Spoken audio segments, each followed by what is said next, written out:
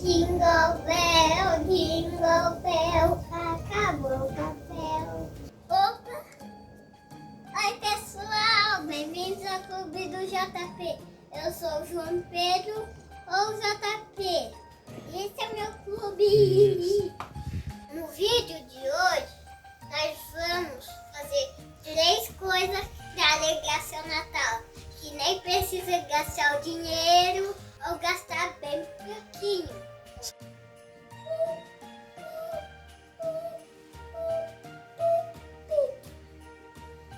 O que acharam do meu equipamento? O que acharam do meu equipamento? Já estou preparado. Bora pro vídeo. Dica número 1. Fazer um cartão de Natal. Lista de materiais, tesoura, colabação, canetinha colorida, lápis e 2 folhas.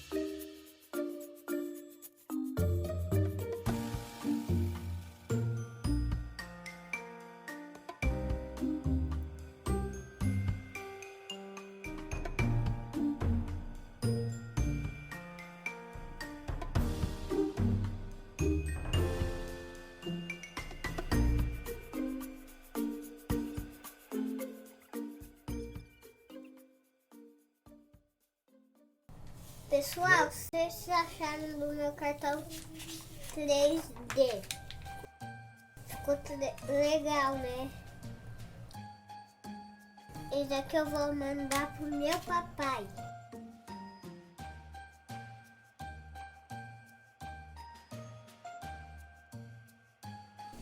Dica número 2. Fazer uma árvore de Natal. A lista de materiais. Pisca-pisca, porque eu vou fazer um zigue-zague. Fita durex. Com esse pisca-pisca eu vou fazer um zigue-zague na parede, que vai parecer uma árvore de Natal. Bora fazer? Mas antes eu vou pedir uma ajuda para um adulto.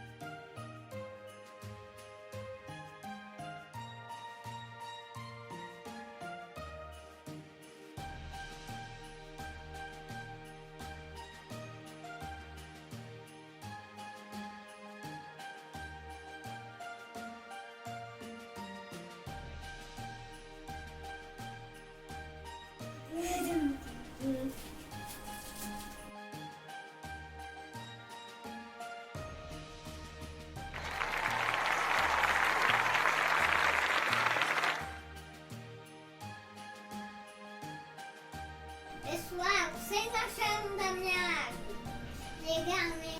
Bora pro próximo. Dica número 3. Fazer um boneco de neve.